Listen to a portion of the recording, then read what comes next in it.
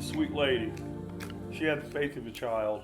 I haven't told you that portion of my story. I was born February 16th, but when I was born, my vocal cords were paralyzed, so I couldn't breathe very well. From 0 to 6 months, they ran me back and forth to Riley Hospital. And finally, after 6 months, the doctor said, there's nothing we can do for him. He's not going to regain his vocal cords, and you guys are probably going to incur all kind of debt because your insurance is going to run out, and he probably won't make it past 5 years old. When the doctor said, this is your fate with this little guy, Mom took me, and there was no one in the church. Doors must have been unlocked or whatever. That's the way that church operated anyway, 72 years ago. But she took me in and said, I've already dedicated him to you. I'm rededicating him, and I'm asking for you to heal him because they've given up on him.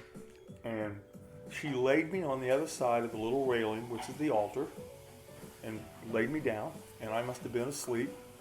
And she walked down the aisle, back out into the foyer, doors closed behind her, and she still wasn't outside yet. And I screamed. I had not made a sound. I was 6 months old. Well, by the time I was old enough to understand what she was saying, she shared the story with me. And I looked at her like, nah, you're just putting a guilt trip on me because you want me to be a pastor or preacher or, live my life for Jesus. And I fought it, girls. I mean, I have 2 older sisters and an older brother that all went to seminary in Ohio. I was the next one in line. I looked at my mom and dad. No, there's nobody big enough in this house to make me go to seminary. I'm playing high school football for the Columbus Bulldogs, Columbus North. And I did. I played high school football for Columbus North. And then the day that I got an offer to work alongside of another pastor, but I called my mom and I said, are you sitting down? Because she told me she said, Charlie, it doesn't make any difference what you do, what you say, how hard you fight this. You're dedicated. I dedicated you, and you were healed for a reason.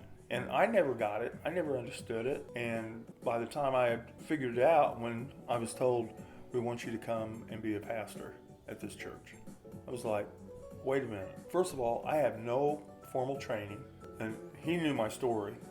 And he said, God's got his hand all over you. And so when I called my mom, of course, she started screaming over the phone, shouting, praising God.